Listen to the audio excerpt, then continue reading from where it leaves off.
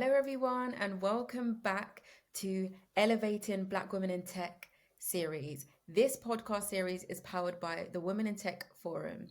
I'm your host, Miriam Owusu, and I am a proud woman in tech. Today's episode is honestly one that's really special because we're going to be delving further into legacy and talking about all things that. Welcome to episode 4. So, legacy, as we know, is not just about building a legacy for ourselves, it's also about helping those also behind us. So, how could we do that?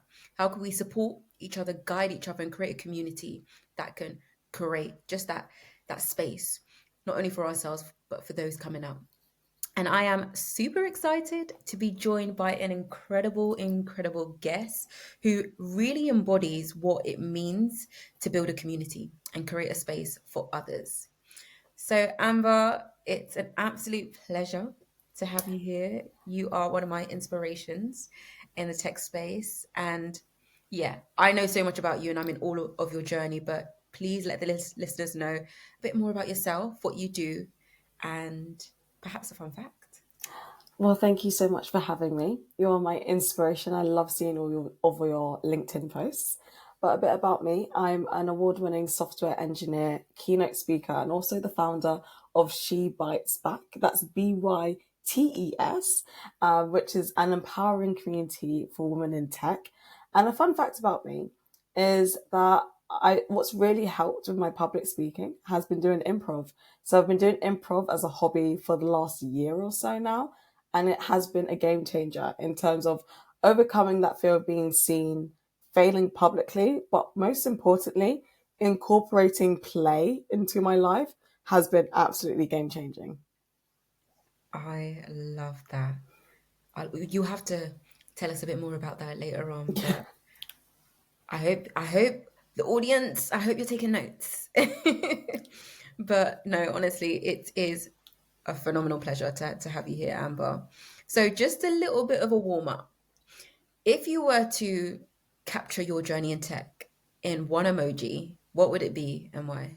One emoji is obviously extremely hard. I'd have to say, journey into, as in landing my first role, it has to be the half crying and half laughing emoji. Like that is literally, that was it. I was transitioning into tech during the pandemic, and it was just it was a whole thing. Wow. Wow.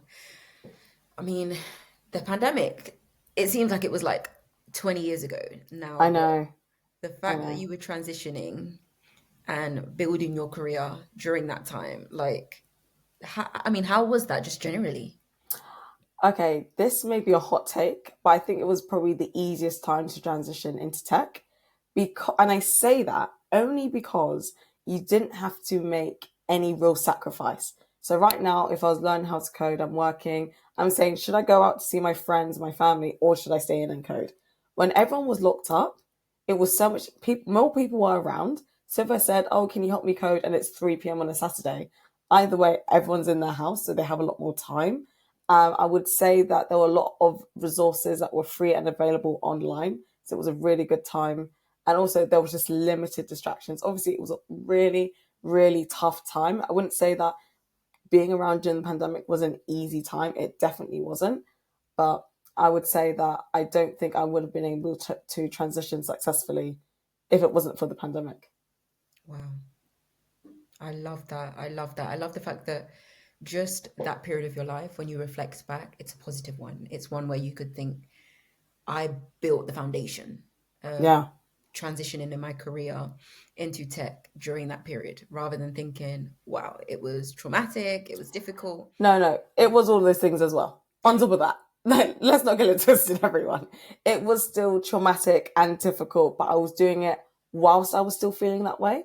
Yeah. And this is like a common misconception that I like to get into in terms of you don't have to only take action when things feel easy, things feel right, when you feel ready.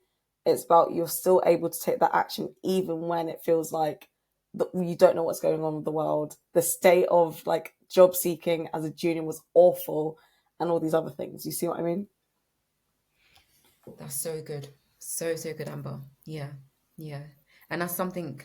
I mean, we haven't even gone into the questions, like the full questions yet, but that's something for all of us to take. Like, you definitely can still move during hard times Yeah, and never yeah, just see it as an opportunity to just be stagnant. Like, use that as a way to just push and be courageous, but with a support system, because it's not a, I guess, even when you reflect back on COVID, like, it's not a thing where you should be navigating that on your own. Um, so, congratulations, and thank look at you. you now. And I can't wait for us to hear a bit more about your journey alongside with this series. Thank you. So, moving on to our first question, and I really want to talk about mentors and sponsors, because I think this is an area that particularly women may sometimes overlook when it comes to like career progression and how to really take that next level in your career. Like, we've kind of touched on it with what we were saying previously. Like, it's not a journey that you want to do on your own. So if you look back at your journey, Amber, like, who were your key mentors or sponsors in your journey, and how did they shape your path to where you are today, really? Yes, I love this question because it's something that is so underappreciated, maybe. I feel like there's such a big burden to do everything alone, and that's where we get the most novelty. And I think that being able for me to ask for help has been game changing. So initially, when I was joining the world of tech, I sought mentors within my immediate support group. So that was Code First Girls. But then I realized I didn't feel very seen. I was normally the only black woman in the space. And so when I found Coding Black Females and I went to one of their events, I think it was like a mentoring event. Mm. And I met this amazing senior black woman in tech. And I said to her, at this moment in time, I'm unserious. Like, I'm not ready to transition to tech yet. It was around, I want to say 2019. But I said to her, please, can I reach out when I'm in a position to action the things that we're going to talk about? Because I think with mentorship, you need to be very respectful of that person's time, especially when there's someone in leadership, they're busy. And I knew that I wasn't in a position to do my mentor proud at that given period. So I said, I'm going to reach out to you in a few months when I was finished with university and I was going to take the coding thing seriously. And she was my first real mentor. We'll go over technical topics together. She'd help me with interviews. And she was basically my support system during the pandemic when it came to applying for roles. Like, we would do practice interviews together and we would go through feedback that I was getting and weaving out the bias that was ingrained in that. So, for example, I remember I had an interview and it was actually for an apprenticeship role. So it was an 18-month apprenticeship. So it meant that they were actually looking for people who didn't have a technical background. And so it was to my utter shock when this man says to me, oh, why don't you become a project manager? You seem so organized. And this was off the back of me talking about how I'm learning how to code. I'm teaching other women how to code whilst I'm still learning with Code First Girls. And I was walking through a series of the projects that I was personally building. And I thought, oh, maybe I'm just not a real developer. And she's like, this is actually firmly rooted in bias, these kind of things. And that was just so helpful to give me a different perspective on things, especially when my self belief was so low. And it felt like I was walking into the dark. Coming from an economics and accounting background, which I should have said beforehand, I didn't come from a technical background. So I didn't study computer science or anything like that. Um, and as my journey has continued, I've continuously reached out to people and they've become my either formal or informal mentor. So informal mentors are people that help to guide and shape your path without necessarily having to be dedicated to every month or every week, or there's no set program. There are some things that I've applied to. So Coding Black Females used to have a lot of mentorship schemes and I would always apply for them. So they had one that I applied for with Monzo and also The Guardian. And they were absolutely game changing because they helped me to see my blind spots and where I could improve on, whether that was landing my first technical role or how I was able to upskill myself better technically within my tech role. Wow, wow, wow. Even just with what you said about transitioning from like a economics and finance background, right, into tech space, and understanding that you needed someone to guide you on your journey Yeah. and being proactive in reaching out to someone, that is Powerful. And that speaks to your just your willingness to want to just grow and develop, but also understanding where you're at. And I think that's so important, particularly for those who are trying to break into tech and very young in their professional, to recognize where are you at and who around you can support you on your journey. But I loved what you also said, Amber, about like you didn't want to waste your mentor's time. Yeah, yeah, So you were like, okay, cool.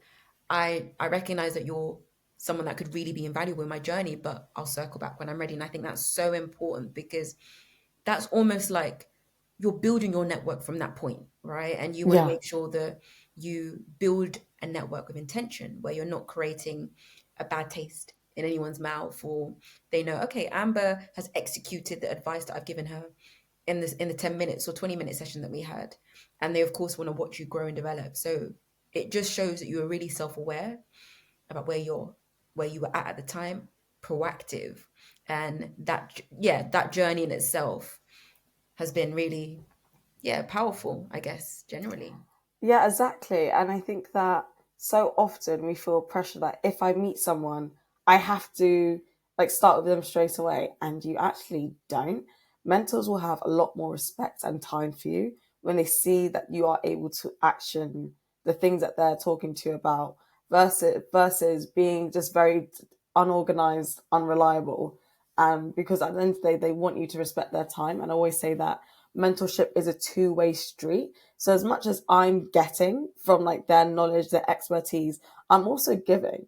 And even at the beginning of the journey where I didn't feel like I had much to give, I could ask how they were. I could celebrate their milestones Yeah. and I could thank them and be so grateful for their time. So it's not a case of, oh, if you're going to teach me how to land a role in tech, I'm going to teach you how to, I don't know, sew or balance your accounts, for example. It's not the case. But just being thankful for someone's time and recognizing that you see them as a valuable person, or even advocating for them as well if you see any opportunities. That is a very powerful thing. I've always liked to know my mentor's goals. So, for example, when I was landing my first role in tech, I knew that one of my mentors wanted to transition into a product field. So if I saw anything product related, I'd send it to them. Or if I saw something that made me think of them, so maybe it may be their goal to even progress into a more senior role, and I saw an article on how to do that, I would send it to them. And these little micro things make such a big difference. Yeah, yeah, absolutely. I 1,000% agree. And I'm big on that. I'm big on not just like receiving, right? It's like, how can you give? How can you add value? And when you treat relationships like that, whether it be professional relationship or personal relationship, you will get a lot more. Yeah, Because that's what life's about. It's about supporting and uplifting each other. So when the time comes where you're like, oh, I've got an interview, right? As you did. And it's like, okay, I need support with this. There's no like tension with that or reservation. It's like, oh, yeah, Amber's supported me, so why can't I? Yeah, why can't I support her? So I think it's so important. Like, find ways to add value, find ways to even find your mentors' goals if you can, and see if there's anything you can add. And it could be just a word of encouragement. You may not be a specialist in that area, but it could be just saying, "You've got this," exactly right? that. So yeah, I love that. I love that, Amber. So thank you.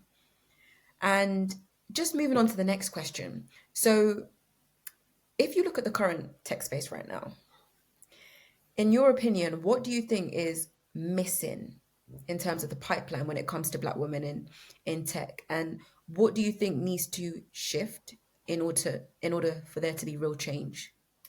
That's a really good question. I'm not sure about you, but I don't think I had any real early exposure to the world of technology. So I remember being very good at maths, very interested in all these subjects, but I wasn't sure where that was eventually going to lead me. So I think the first part is all about early exposure, going into schools, and when people come to schools, make sure the speaker lists are diverse.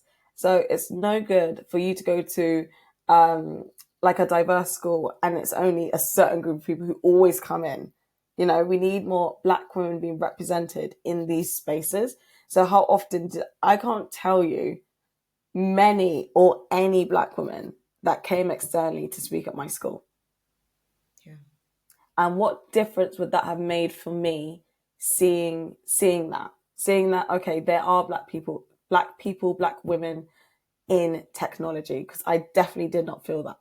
So when I was even thinking about tech, I didn't even see it as male dominated. I saw it as a nerd dominated industry, and I just did not see people like me in tech.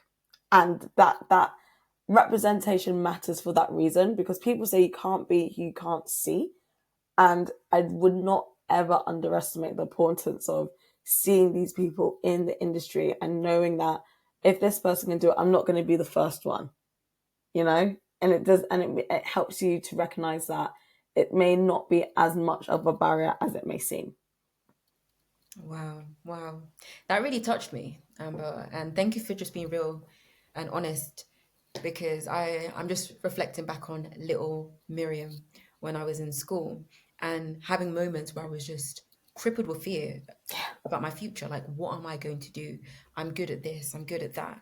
And what I would often hear was like the usuals, like, okay, you could become a lawyer, you could become I a know. doctor, you could become an accountant, but tech was never a thing for me. It was never a thing. Like, and it was mostly targeted towards if you're studying something a bit specialized, Yeah. like computer science, but at A level. Even ICT, I have no idea.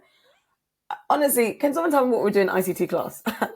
I don't know what we were doing. We were making presentations. I literally to this day have no idea what we were doing in ICT, but we were not necessarily directed to use those ICT skills Mm. into a world of technology. So for me, I remember thinking, what do I even study at university? What's the next milestone? Because I was encouraged to study things like physics, absolutely not. Maths, no. And I ended up studying economics because it's just what made sense at the time. And I didn't go, and I thought, oh, well, if I'm going to get a role in finance, and I might as well study something like that. And that's all my options were to me, working in finance. There were no real understanding of even tech is an umbrella term. And there are so many roles within tech. Like even when we talk about tech, a lot of people just think, oh, software engineer, but there's product managers, that people work in sales, marketing. There are all these things that come under that umbrella term. And if I could go back now and speak to my younger self, I would ask her to list out her strengths, what she enjoys, and map it out to future roles that may not exist yet. Because tech is so fast pacing. Tech is fast paced. And so there are roles that don't exist now that may exist in the future, and looking at future skills that will basically essentially maximize her potential to succeed in the job market. Ooh, audience, the gems that Amber is dropping, please take notes. And this is so good. Like, this is like not just talking about now, this is almost like you're future proofing your career. Yeah, yeah, because there's short term trends, Yeah. and I would love to know what people think of stuff like crypto and Web3. Because to me, that was like a trend. It was like Web3, crypto was all in our face. Oh, it's going to be this big thing. And then it just disappeared. And now it's generative AI. And then what's the next thing? You know, so let's not get too caught up in the trends and what is the most long lasting things that we actually need to make sure that we are high in demand. Because we want to be two things: high in demand and highly paid. Yes, yes, yes. So good. So, so good. And this is what's needed, especially in the tech space. Like, women need to be highly paid. Highly paid. And we need to be in demand. We don't want to ever be pushed out, because tech is the future, right? So how can we find ways to ensure that we future proof ourselves, but align it with our transferable skills? So Exactly. that was a big point that you made. Yeah, and even when it comes to pipeline, like we touched on early careers, but even when it comes to navigating once you're in the career, where when you're early career, mid level, senior, let's not get too caught up in overvaluing diverse talent. And what I mean by that is there's a metric that, oh, okay, we have two black women in the office, great, but what? How do they feel? Are they psychologically safe? Do they have good opportunities for promotion? And do they feel a sense of belonging? And these are the key things that can hold us back when it comes to moving along that pipeline. Because so often when we do land those roles, it's like, okay, job done, support's gone. And we actually need additional help to make sure that we're flourishing within our role and getting the promotions and pay that we actually deserve. Wow. That's that's powerful. And I think this is such a key point because you're right in saying that recruitment in itself isn't the solution. No. It's not. And even what you were saying about earlier about like really tapping into those in schools, like planting the seeds for them to understand that they can be in this career. Okay, great. But when they get in, what support? What support do women have? What support do Black women have throughout their journey? And I think I've definitely not necessarily encountered this personally, but seen companies that will have a great pool of Black women coming in, but then when you look up, the retention is really, really poor. And Yeah. I often sit back and question why, what is it? But exactly what you said, it could be the lack of support. It could be that safetyness. It could be that lack of career progression. And we're now in a space or a time where women, and especially Black women, we're not going to just sit or just take any environment, right? It's about looking at an environment that really is aligned to your future goals, and that will just really pour into you. And I think that that's the world that I hope that we continue to move um, to. Because Exactly. And I think that your manager has such a big impact in your career.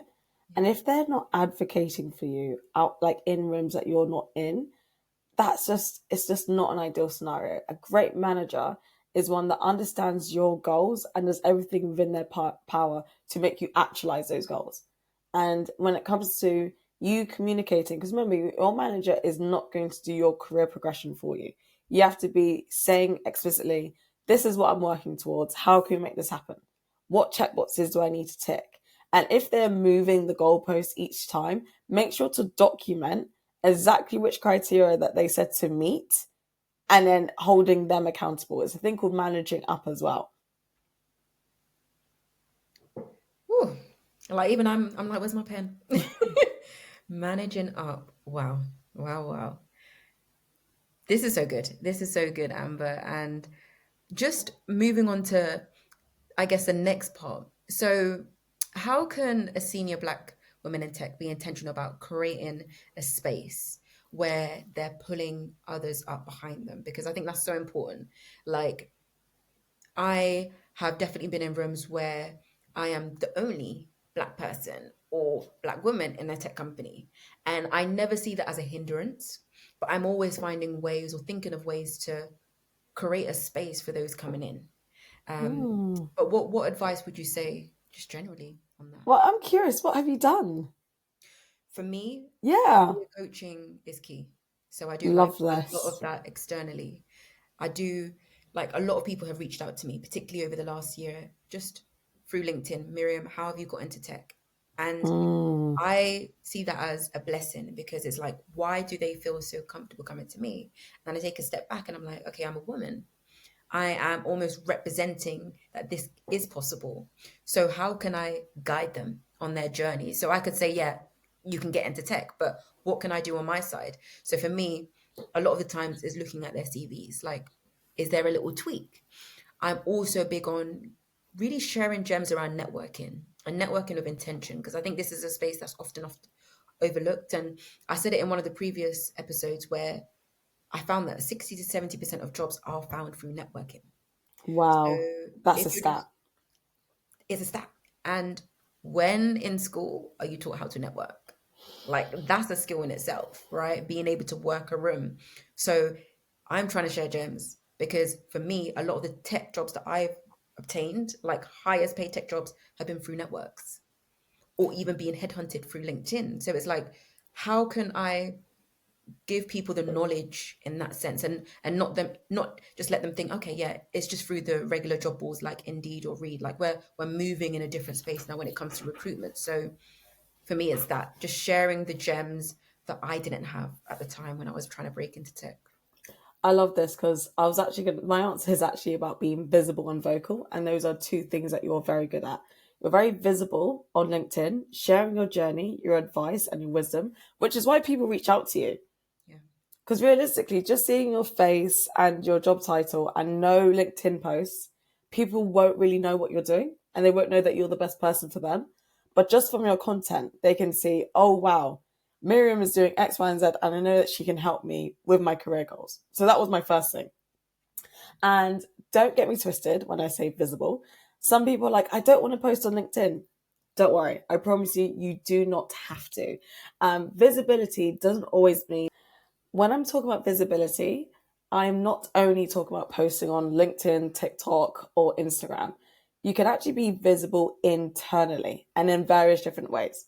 So, for example, we use Slack as our main ways of communication at the moment internally. So, are people seeing your message, your contributions within the Slack channel? Secondly, in meetings, are you presenting in meetings and showcasing either what you're working on, or are you asking questions and engaging at the end?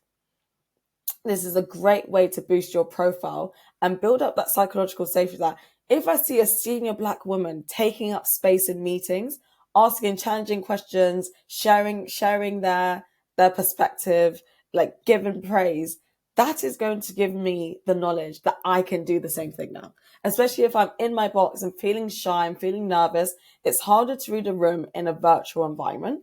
So it's in the case that sometimes in person it's easier to warm up and build that psychological safety and contribute, but in remote environments it can be tricky. So being vocal and visible, whether that's on LinkedIn, on Slack, so a messaging tool, or even in meetings, is absolutely key for inspiring the next generation to speak up and take up space, and knowing that their thoughts, opinions, and experiences matter and it makes a difference in the workplace.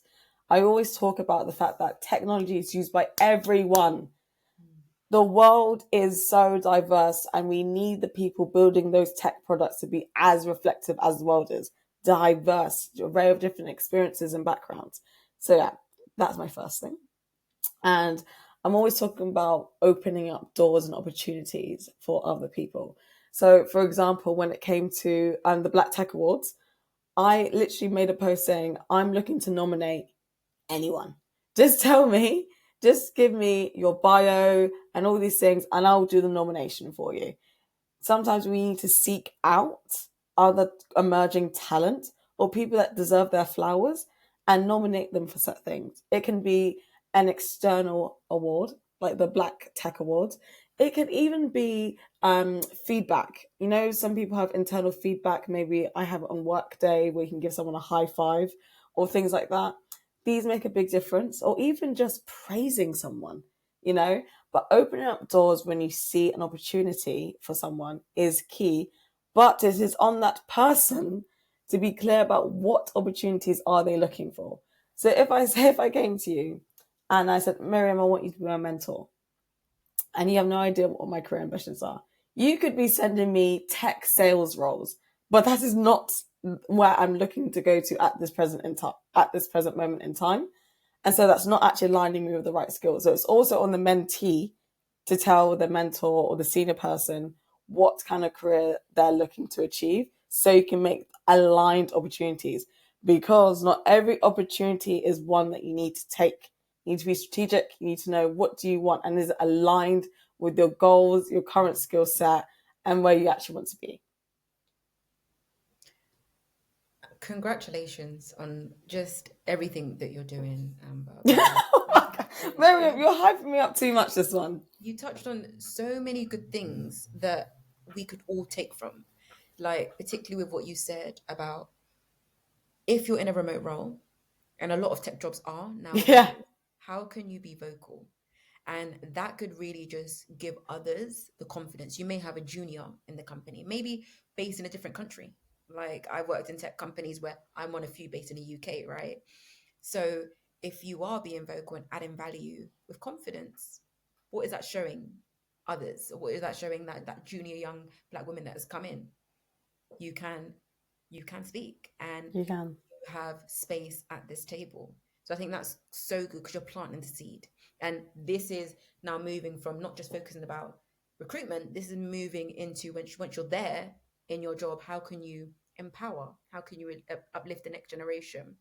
And your second point was so, so powerful, just in regards to you making it known that you wanted to nominate. Yes.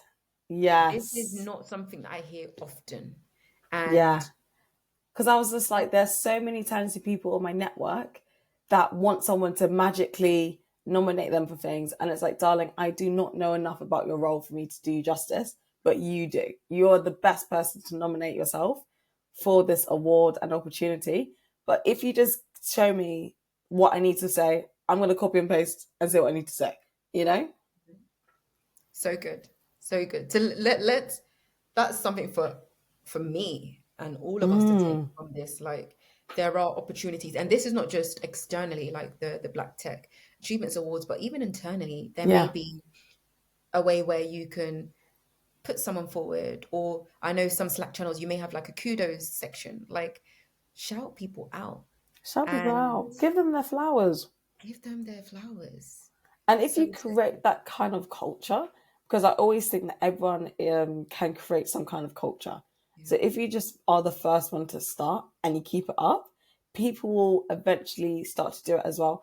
And then they'll start giving you your flowers, you know? And sometimes if no one is, kudo yourself. At Amber Shan, you did an amazing job on this. Oh, I love that. I love that. Yeah. This is what we want. We want an environment, not just in tech, but beyond, where we are truly uplifting and Yeah, inspiring others. Because if we don't do that, I mean, what environment are we cultivating? Do we want the future of tech to look like women dragging each other down or no, uplifting each other? And I think even for you and I, like we haven't known each other for long, but in this short space of time, we support each other, we root for exactly. each other, and it's like, Miriam's not there to bring me down. She's not there to compete with me. She's there to support, and vice versa. And I think that's the culture we need to really build and create. And how empowering would that be for those new or the next generation of Black women coming into tech, knowing that it is safe or safer, and I don't need to watch my back if I see another woman or Black woman colleague. Like, Yes, exactly that. Because it's not, and I think that this is a good way to be a bit transparent and say that isn't always the case. Like there are some instances where you think that someone should support you because you're similar in terms of whatnot, and they don't. And that is a hard thing to navigate, where someone may have started off very supportive and it doesn't end that way. And this has happened to me a few times as well. But it's about letting go. That's the thing. Understanding that everyone has their own experiences and it's sometimes not personal to you. And we can't expect for everyone to be rooting for us because it's just not realistic. It's about focusing our attention on, okay, who am I rooting for and who is rooting for me, versus focusing on the people who may try to bring you down, tell you that your dreams, like you can imagine the amount of people when I was transitioning into tech saying, you're not going to be able to make this happen. It's not realistic. And it was obviously upsetting for me to see that, oh, okay, I actually wanted some support here, or I was navigating quite a challenging time in my career and I didn't get the support. I got like judgment instead. These things happen, and it's about, okay, understanding it, processing it, and then having to move on. that's really, really, that's a phenomenal point that you mentioned. Like the reality is you may not always find that safety, or you may not always have those people around you who root for you, but how do you navigate that? And it's definitely possible. So yeah, thank you for that point. And I guess this is a nice segue to the next question. And it's really for the listeners or Mm-hmm. some of the audience who may feel isolated in their journey in tech or even beyond. So what real practical advice or ways could you give them to really find a community to support them on their journey? I love this question. I would say going to community events, She Bites Back, for example, or any other like tech groups that make you feel seen. That's always super, super amazing. I would also say, again, to be visible. We're not going to get into that. but leveraging LinkedIn effectively. You know, I love LinkedIn. Miriam, I feel like you love LinkedIn too. I love LinkedIn. Okay, yeah, I love LinkedIn. Okay, micro visibility moments. I would say that if you're looking for a black woman in particular who may have a high profile, or in general, support their LinkedIn posts just by commenting at first, and commenting on posts. And so when you do DM them for whatever reason, they're more likely to recognize you and see, oh, okay, this is someone that has supported at least my content. Also, being brave and sharing your own journey on LinkedIn. It doesn't just have to be about your career, it could be about anything. Like, I speak a lot about mindset. Miriam, you speak a lot about personal branding, and careers. It can just be about anything. And also, I would find mentors laterally and not just above you. So you can also actually have mentors who are at the same level as you. Because I genuinely do believe that you can learn something from everyone. So whether that is even things like negotiation skills, public speaking skills, all these different things are things that you can learn, but also recognize the unique value that you have within you. So, what are key skills that people come to you for?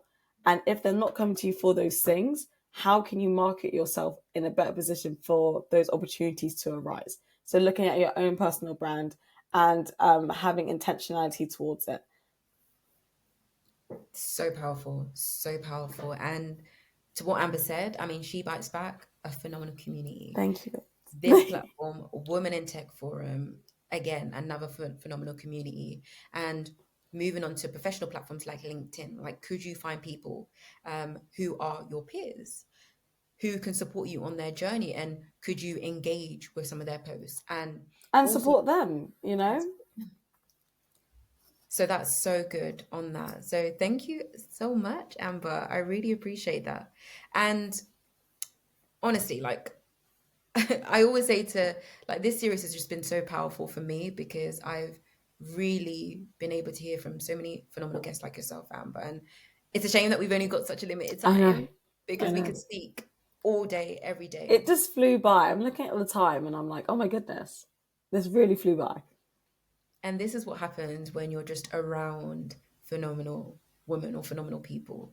So, yeah, it's been such an amazing time for me. And I'm taking notes as we go along because for me, I don't want to ever get to the point in my career where I'm like, oh, I know it all. No, you No, never do. I can also learn. And I've learned so many great things about you and from you. So, thank you so much. And just in terms of like a final question for you, Amber. So, if you can really look at the next generation of women, black women coming into tech, what message would you want to leave them? If there was one message. I would want to leave them with trust and believe your intuition and never undervalue and underestimate yourself. That's what I would say. That is a mic drop moment. Never underestimate or undervalue yourself. Wow. Thank you. And yeah, Amber, it's been an absolute pleasure having you. Like, we are blessed by your presence, the gems, the knowledge, and I know you're busy. So it's really been a privilege having you on. And before we close, please let the audience know, where can we find you? Because I know they're gonna be like, where can we find Queen Amber? Oh, you're so funny. Well, okay, definitely connect with me on LinkedIn under the name Amber Shant. Follow me on Instagram, Amber Lee Tech, and She Bites Back underscore on Instagram. And yeah, that's where I'm most active online. But who knows? I may be up somewhere else again. Who knows? Who knows? Cool. Thank you so much. So please do follow Amber on all those platforms that she's outlined. She's someone that has really touched me on my journey, been an inspiration. So please follow. Thank you so much. It's been such a pleasure speaking to you. Oh, thank you so much. So, audience, that brings episode 4 to a close of Elevating Black Women in Tech. So, we have spoken about building legacy and helping those also coming up. which is so, so key. And I think this has reminded us to not just think about our journeys, but how can we support others? How can we pour into others? And I think that's so powerful. And this series has been great. So if you've been following along, I want you to like this, share this, and I honestly want you to, if there's anything that has resonated, particularly in this episode, tag Amber, share it. Let's get this series circulated, because this is a series that we don't want to sleep on. And I don't want us to forget about the gems that we are given in these episodes. So share with a sister, tag us. And I really also want to give a huge thanks to the Women in Tech Forum, Angie, the founder of Women in Tech Forum, and amazing people like Roxy, because they have created this platform and made it possible. So keep going, keep shining. And a final note for me, remember you do belong in this space, and you're paving a way for someone else to believe that they can also be in this space. So keep pushing, never give up, and stay tuned. Our final episode coming up soon. Have an amazing time. We'll see you soon. Take care. Take care. Bye.